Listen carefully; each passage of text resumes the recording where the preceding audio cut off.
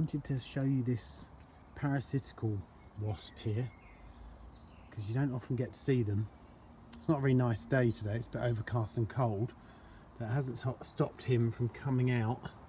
You can see his ovipositor hopefully wagging there, which is about twice the size of the length of his body, because they use those to push through the substrate of the solitary bee chambers and directly into the larvae where they lay their eggs.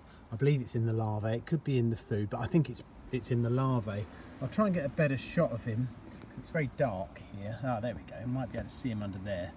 He was just actually doing this to an actual chamber, but I just couldn't get him before he flew away. But if you can see him there he goes. That's a bit of a better view, but some of these are quite beautiful. So there's parasitical, which is where they lay their eggs inside the larvae, and there's cuckoo, which is where they put their own larvae in the chamber and utilise all the hard work that the solitary bee's done. Hopefully he'll move in a minute, but I wanted to also just share with you some thoughts I've had today. I was reading Chris Packham's tweet. For those of you who don't know who Chris Packham is, he's a presenter on the BBC for Springwatch, which is a fantastic wildlife show. And he came out with a tweet today, basically, you know, saying he's been to his one of his houses, or his main house, spent a few days there and not seen a single butterfly. He essentially said he thinks it's the start of the crisis, which he's alluding to catastrophic climate change or catastrophic species decline, or whatever you want to call it, a tipping point.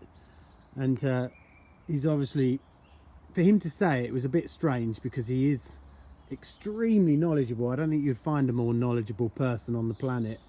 Him and David Attenborough are pretty akin. But for him to say something like that was quite profound. It was quite worrying because it made me start thinking about my garden. I haven't done too bad for butterflies earlier on in the year, but aside from common blues, there really isn't a lot going on. And when you know, it's that same thing when you slowly expose to something, you don't see the wood for the trees. But when somebody says something like that and you step back and look at your own experiences, you think, yeah, actually, it has been a bad year. And when you take my group of solitary bee habitats here, I have seen things started to sort of warm up, and I saw quite a few red mason bees, but it has actually really quietened down. And aside from that parasitical wasp, which I'll take you back to now because he's landed on the same chamber he was working on before, so I'll go in slowly. Aside from this guy, there is literally nothing today. Now this is June. I would expect to see loads going on in June. It should be buzzing, if you pardon the pun. So I don't know if you can see this guy here. I'll try and get it to focus. There we go. So he was looking in a chamber there, but that chamber's already broken out. I guess he would want to work on ones that he would want to put his larvae in a hole that's being worked on. Oh, there you go, that's a good shot. You can see that long ovipositor. Now I think some of the tips of those ovipositors have got, I'm going to say tungsten, or a natural equivalent, or it's as hard as tungsten, but they are like diamond hard to push through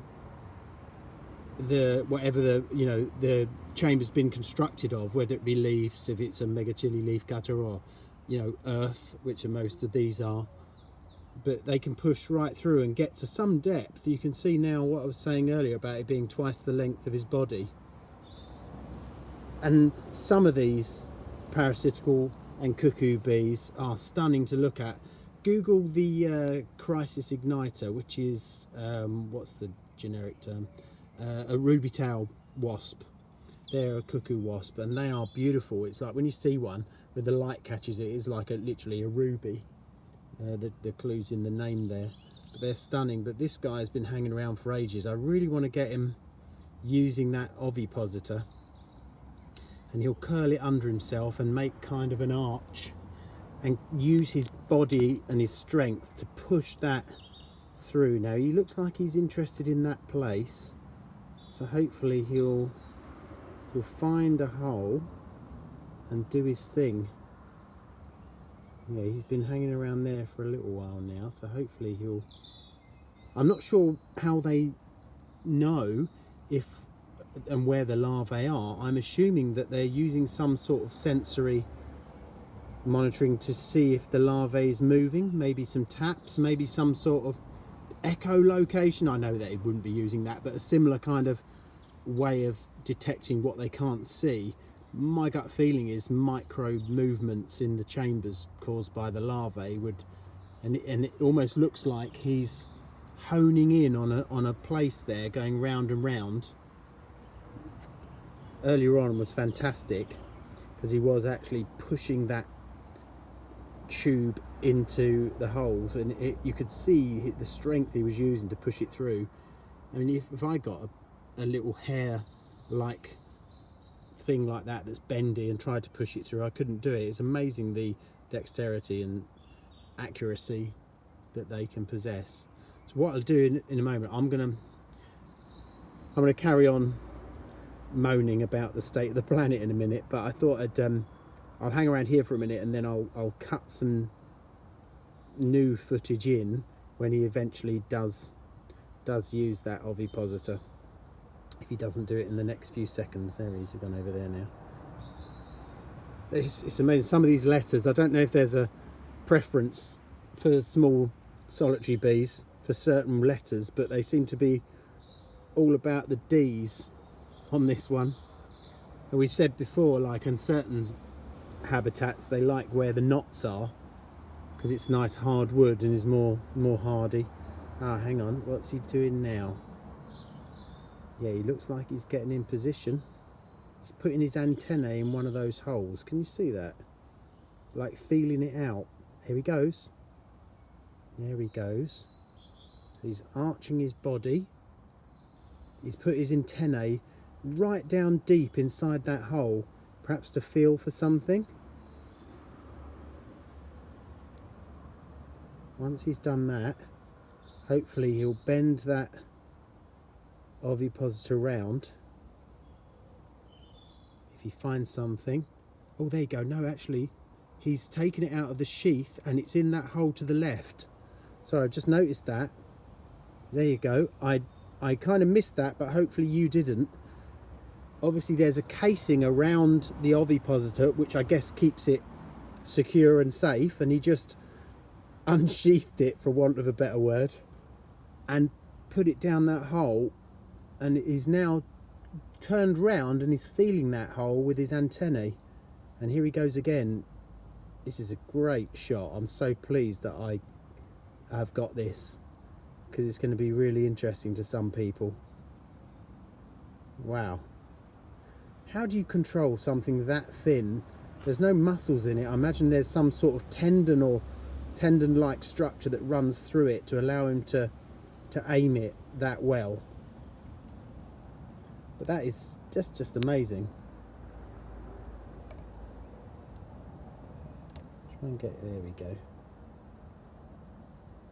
How amazing is that? I'll at this point I'll get the words, the words. I'll get the name of this guy and put it down the bottom once I look in my bug book, because I think there are some black and yellow ones which I think come under the species of ichneumon, but I'm not sure this guy is an ichneumon wasp. It could be, but I'll let you know any second. So I'll leave him there. I hope you enjoyed that. That's like I'm so glad that I got that. Built some more of these habitats, which are just so simple to make. And this one here, it's got my logo on it, which I embossed just in the corner there. and I can do one of these in a couple of hours now. Just really, it's the drilling that takes the time. And one of these features in the habitat I've just done for that James guy, which you'll see in the next video. Really nice gentleman called James and his family. They've ordered a habitat from me, which hopefully they'll like. He's gonna do some links on a video of his own at some point, but hopefully when my bamboo arrives, because I ran out of bamboo. Well, that's not true. I had loads of bamboo, and I went to Homebase and B&Q and lots of other DIY centres, and none of them had any with the holes in the middle. So I ended up emailing a few people and saying I need it with the holes, and they was like, why? And I said, because I need it for bees. And they were like, I've never heard of anyone using bamboo for bees. And I thought, well, you've never been into a garden centre or looked at any insect habitat ever, because they all have. But anyway, that's another story. But one of these is in the centre of his habitat, and hopefully he's going to love it.